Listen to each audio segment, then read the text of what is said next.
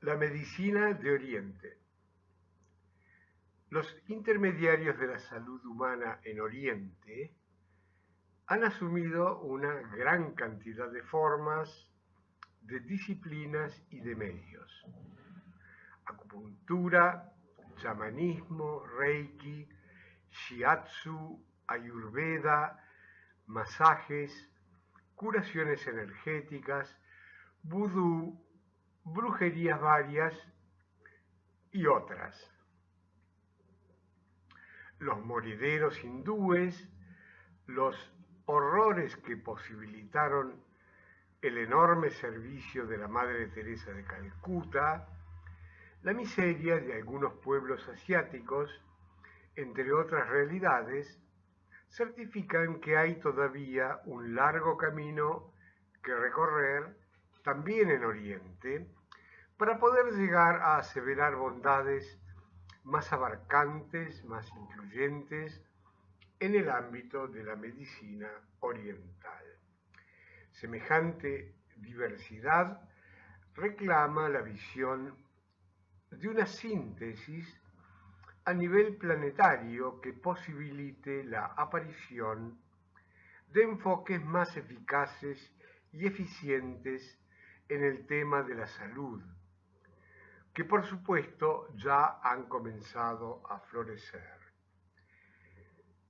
Una digresión en la lectura del libro nos indica que tanto en Oriente como en Occidente, la medicina tiende a resolver el síntoma y no las causas verdaderas de la enfermedad, aunque con matices en estos dos planos, en Oriente y en Occidente. La Organización Mundial de la Salud publicó en 1989 un informe que refleja con una cifra contundente lo que acabamos de describir.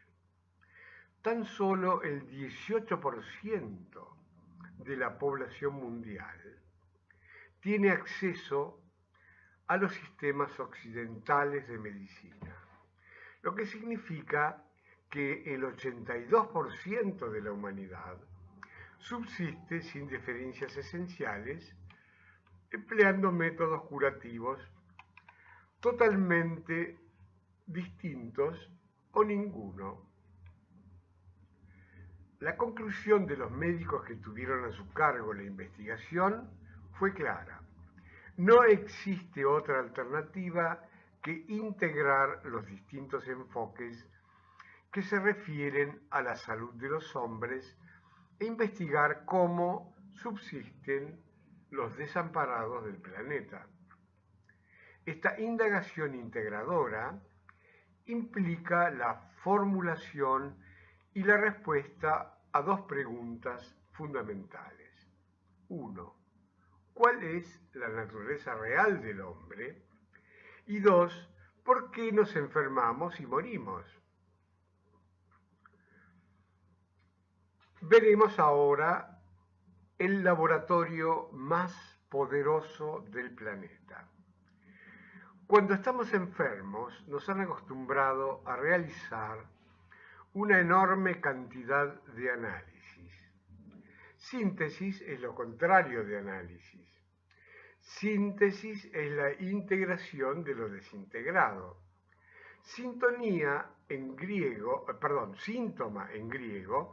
indica una fragmentación íntima que no se cura haciendo desaparecer la señal externa de que hay algo que no funciona bien adentro de uno. Para tener una idea de la síntesis posible en la salud, para vislumbrar el fin de la parafernalia de intermediarios analíticos y para contestar a las preguntas anteriores, comenzaremos por identificar con precisión el laboratorio más poderoso del planeta, para lo cual enunciaremos algunos pocos hechos comprobados por la ciencia y por la experiencia cotidiana consciente de cualquier persona. 1. A partir de una única célula llamada cigoto, resultado de la unión de un espermatozoide y un óvulo, por un mecanismo que la ciencia desconoce, se desarrollan y diferencian los cientos de células distintas que conforman los tejidos y órganos del embrión humano, del feto, del bebé y del cuerpo humano adulto. Por el mismo acto de creación, también desconocido, las células que mueren en un adulto son reemplazadas a razón de varios millones por segundo a partir de un único conjunto de celulitas en desarrollo que se diferencian según la necesidad del organismo. Algunas se transforman en células de la sangre, otras en células del riñón, otras del corazón, algunas en espermatozoides, otras en óvulos en las damas. Ningún laboratorio médico del planeta, ni todos ellos juntos, son capaces de hacer un espermatozoide, ni un óvulo. 2. El cuerpo humano, cualquier cuerpo humano, ya sea el de un chico de la calle de Calcuta, el de una estrella de cine o el de un papa, es capaz de producir su propia sangre en la cantidad y con las cualidades que cada uno necesita. Ningún laboratorio químico del planeta, ni todos ellos juntos, son capaces de producir ni un solo centímetro cúbico de sangre humana. 3.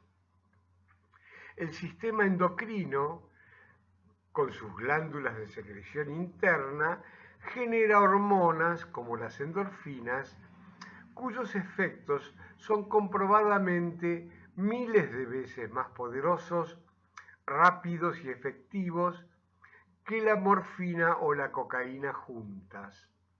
Para generar endorfinas solo hay que conectarse con el entusiasmo o con el amor. Ningún laboratorio narco del planeta, ni todos ellos juntos, son capaces de producir por ningún precio, y mucho menos en forma gratuita, drogas tan potentes como las endorfinas. La pregunta surge de inmediato. Si cada uno de nosotros es el laboratorio más perfecto, poderoso y barato del planeta, ¿para qué necesitamos laboratorios mucho menos eficaces y muchísimo más caros? Habrá quizás intereses creados a los que a lo mejor no les conviene la difusión masiva de estos hechos comprobados. El sentido de la vida, de la enfermedad y de la muerte.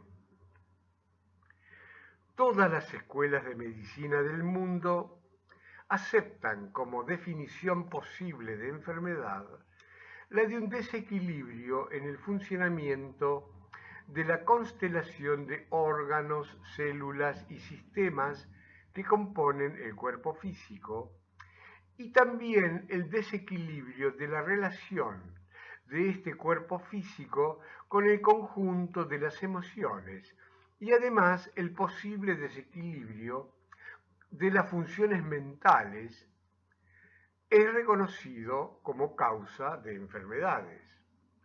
Empleando la teoría científica del alma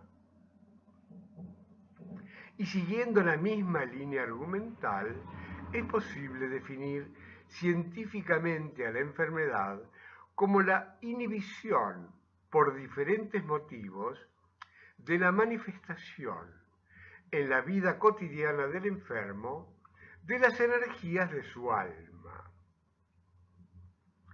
Esta definición requiere la previa aceptación hipotética y momentánea por parte de aquellos a los que les interese investigar profundamente en la salud del diseño humano y en la curación de las enfermedades de los siguientes postulados. A. La teoría de Einstein, E igual a masa por velocidad de la luz al cuadrado, que establece la posibilidad de transformación de la materia en energía y de la energía en materia. B. La teoría del alma de Pribram, que postula la naturaleza real del hombre como un conjunto armónico de todas las energías inteligentes del universo. Y C. La aceptación a priori de la idea de que cada ser humano es un conjunto energético único e irrepetible, con sus huellas dactilares o su código genético, que está conformado siguiendo el criterio de la diversidad natural. Ni una sola hoja del mismo árbol es idéntica a otra, según un patrón de cualidades y potencialidades también únicas y prefiguradas en su alma. La acción en la vida cotidiana puede no estar en armonía con este patrón. A ese desequilibrio que la concreta en el síntoma físico lo llamamos enfermedad. Entonces, la enfermedad estaría generada por la ignorancia de que cada uno de nosotros, en relación con nuestro diseño particular, que no nos resulta posible cumplir simplemente porque no sabemos para qué estamos diseñados. De allí pueden provenir las sabias recomendaciones de los griegos y de la filosofía china que dicen conócete a ti mismo. Este enfoque también justificaría el aforismo que revela que uno de los secretos de la vida es descubrir con la mente qué me gusta de corazón y hacerlo sin esperar resultados. Del mismo modo podríamos comprender el significado y el sentido de la muerte del cuerpo físico. Tal como se enferma el laboratorio más poderoso por el uso ignorante que realizamos cotidianamente, el ciclo vital necesariamente limitado por la enorme complejidad del cuerpo culmina en la muerte por la imposibilidad de una manifestación perfecta del arquetipo energético o de valores elevados que está a nuestra disposición. Sin embargo, todas las mitologías y las religiones del mundo nos enseñan que algunos hombres han logrado esa perfección, venciendo a la muerte, como Hércules, Buda o Cristo, y algunos otros. El médico perfecto. Mediante la simple aceptación temporaria de tales hipótesis, elencadas en el punto anterior, podríamos formular las siguientes afirmaciones sin salirnos del ámbito de la teoría científica. 1. Romano. La enfermedad no es un enemigo a destruir, sino una señal de que estamos haciendo algo para lo que no fuimos diseñados y que en consecuencia no nos estamos respetando. Por ejemplo, el diseño humano parece estar concebido para una conexión más sostenida con el amor que con el miedo o la ira.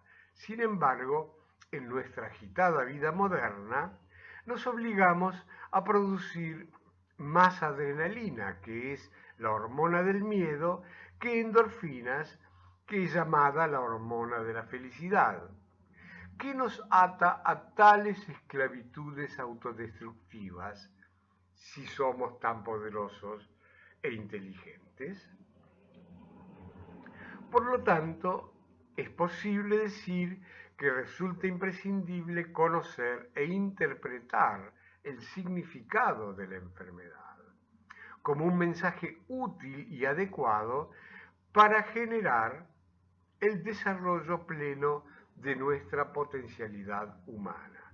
La enfermedad significa que en algún plano de nuestro ser estamos forzando algo o no estamos haciendo algo para lo que realmente estamos diseñados. El segundo postulado, el 2 romano, es el siguiente. El médico perfecto es nuestra propia alma. Nadie conoce mejor nuestro diseño íntimo. Nadie sabe mejor que nosotros mismos si estamos bien o nos sentimos mal, si nos gusta o no lo que estamos haciendo, si lo que vemos es bello o no. Precisamente, saber qué es lo que nos gusta y no hacerlo es el peor atentado que podemos cometer contra nuestra integridad y contra nuestra salud. A punto tal que a esta actitud se la conoce como el pecado de Asiria. ¿Y por qué no hacemos aquello que nos gusta de corazón? Porque estamos inadecuadamente conectados con el miedo o con la ignorancia. No estamos conectándonos con las mejores energías que nos integran, que además son abundantes, gratuitas, bellas y buenas. Ese punto de fricción entre lo que podríamos hacer, porque estamos diseñados para ello, y lo que realmente hacemos, genera la enfermedad. 3 romano. Todo curador, todo médico para curarnos debiera conocer nuestro diseño particular. Esa ignorancia de la diversidad infinita de la naturaleza es la razón por la cual algunos remedios operan como venenos en algunas personas y en el mejor de los casos sus efectos son disímiles y hasta contrapuestos en diferentes pacientes. Salvo en algunos casos simples y comprensibles, podría afirmarse que nos curamos por razones que son actualmente desconocidas para la ciencia médica. La síntesis posible. No es el propósito de este libro menoscabar los abnegados y valiosos logros de todas las disciplinas, instituciones, empresas y personas que tratan de resolver los problemas de la salud humana, sino el de contribuir a la solución con aportes integradores. El problema es tan enorme que resulta necesario incluir a todos los ámbitos del conocimiento humano, a todas las disciplinas y a todas las manifestaciones de la inteligencia para enfrentar el tema de una manera inteligente. Por otra parte, ¿qué nos impide intentar unir los enfoques de la ciencia occidental con la sabiduría oriental o las investigaciones de los médicos con los conocimientos de los psicólogos o de los curadores energéticos? Nada, siempre que abandonemos los prejuicios y el pensamiento dogmático y separatista. Dado que este no es un libro de medicina y que por lo tanto no requiere ni admite la aprobación de ninguna autoridad ni academia, ejerceremos nuestro libre albedrío para transitar por todas las fuentes de conocimiento, prescindiendo además de toda intención de convencer a nadie, ni siquiera al probable lector de estas líneas, quien también queda en libertad para usarlas como le plazca. Habiéndonos liberado de tabúes, prejuicios y obligaciones, iremos al meollo de la cuestión de la salud con el intento de contestar a la primera pregunta planteada, considerando que ya contestamos a la segunda. Entonces, ¿cuál es la naturaleza real del hombre? Los investigadores de la ciencia médica, restringidas al ámbito material, reconocen que el sistema glandular o endocrino constituye el conjunto de comando de las funciones del cuerpo, por intermedio de su íntima vinculación con los sistemas nervioso y circulatorio. La sangre es empleada para transportar hormonas que son sustancias que disparan o inhiben la actividad de los diferentes órganos, y el sistema nervioso transporta las señales eléctricas que son el resultado de los distintos estados de funcionamiento de los órganos y sentidos. La salud es definida por la homeostasis o el equilibrio dinámico del conjunto.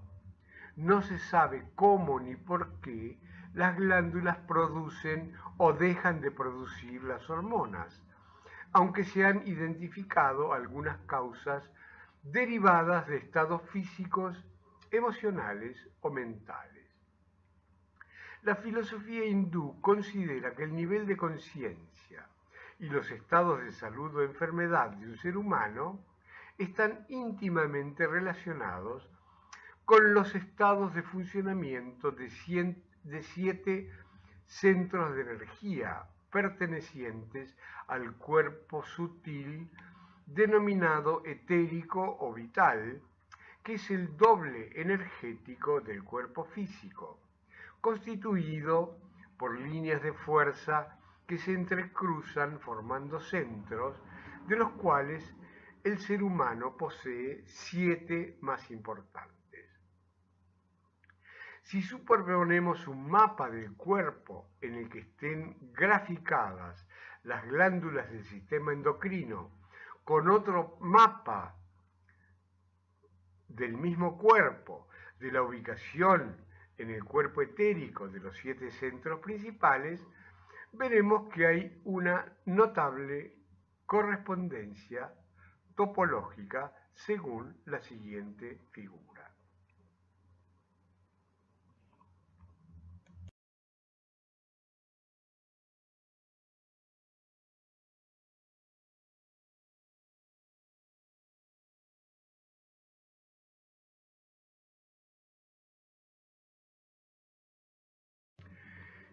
Si recurrimos ahora a la ecuación de Einstein, E igual a m por c al cuadrado, podríamos postular una síntesis muy interesante entre ambos sistemas de conocimiento, el hindú y el occidental, que es la siguiente.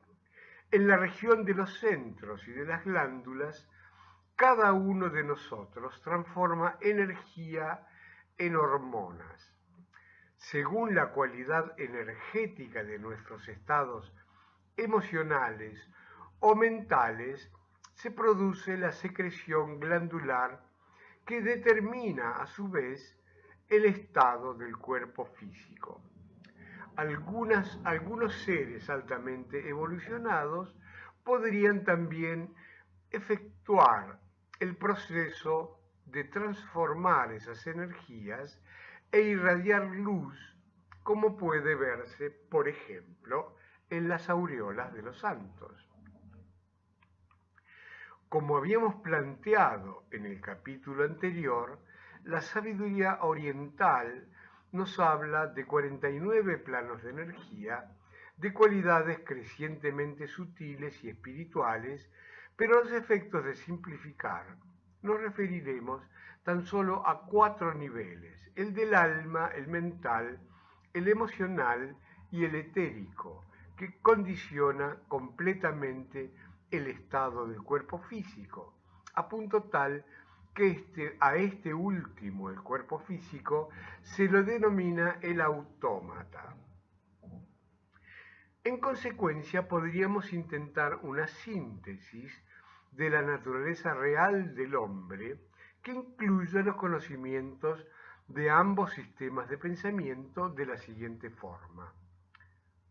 El hombre, cada hombre, está conformado por el alma, la mente y las emociones, cuyas energías sutiles actúan por medio del cuerpo vital o etérico, con sus 7 centros mayores de fuerza o chakras, y el sistema glandular endocrino, constituido por 7 glándulas que son la contraparte física de los centros de fuerza, cuya interrelación controla el cuerpo físico del hombre por intermedio del sistema nervioso y de la corriente sanguínea.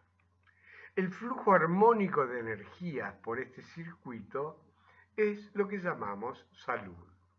Cualquier bloqueo, congestión o interrupción que se produzca en este circuito energético generará síntomas en el cuerpo físico. Estos enfoques permitirían avanzar raudamente en la comprensión de la naturaleza, los estados de salud y enfermedad, y también en los procesos posibles de evolución de los seres humanos de modos inteligentes, inofensivos, inclusivos y sinérgicos para todas las escuelas y disciplinas relacionadas. Por ejemplo, la conexión desaforada de cualquier persona con el miedo o con el enojo genera la secreción de adrenalina por parte de las glándulas suprarrenales, lo que produce síntomas de estrés, enfermedades como el surmenage y finalmente la muerte. El uso incorrecto de una mente que es repetidamente inundada por emociones incontroladas y perjudiciales provoca tamañas consecuencias físicas. Algunas enfermedades incurables, como el cáncer, también son consideradas de origen emocional y más específicamente consecuencias de represiones sexuales. Existen tratamientos tanto en Oriente como en Occidente que se basan en esta premisa, pero que no pueden incorporarse a la panoplia de recursos de investigación, prevención o corrección de la medicina oficial, simplemente por prejuicios de la ciencia y las academias materialistas, para quienes hablar del cuerpo etérico o del alma es inadmisible. Sin embargo, con los mismos datos incompletos, esas mismas instituciones creen más en la teoría atómica que en la realidad del alma, sin percatarse que hace décadas los científicos subatómicos descartaron la posibilidad de existencia concreta del átomo físico. El átomo es también un vórtice energético y una unidad de conciencia que también responde al alma. Queda por dilucidar, a los fines de la aplicación práctica de estos enfoques, cómo es posible reconocer el propósito de nuestra alma o el conjunto de valores arquetípicos cuya realización podríamos llegar a plasmar en la vida cotidiana. Al respecto, ya existen escuelas que enseñan los modos de tránsito más adecuados del instinto al intelecto y del intelecto a la intuición, facultad de la mente cuyo desarrollo constituirá la verdadera psicología, que en griego significa literalmente la ciencia del alma. Mientras tanto, haremos lo que podamos, considerando que el sol y la electricidad son algunas de las posibilidades de vitalización y descongestión del cuerpo etérico, con lo que podrían resolverse de modos sumamente simples y económicos una gran cantidad de problemas relativos a la salud de nuestro cuerpo físico en caso que se nos ocurra desarrollar la ciencia de la curación energética.